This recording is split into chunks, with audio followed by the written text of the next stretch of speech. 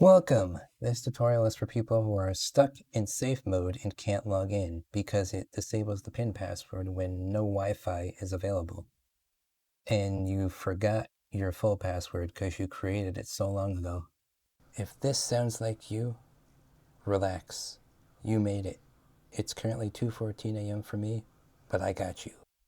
First, we're going to, on the logon screen, hold the Shift key and left-click the power icon on the bottom right. While still holding the Shift key, click Reset. After the computer reboots, it should be displaying a blue screen with some options. What you're going to want to do is click on Troubleshoot. After that, Advanced Options. Next, click on Startup Settings.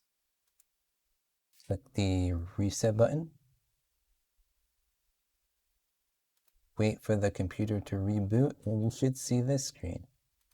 What we want is option 5, enable safe mode with networking.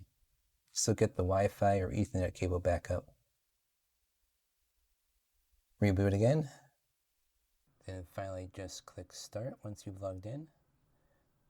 Go to restart. The computer reboot, hopefully for your last time, and the computer should now work normally.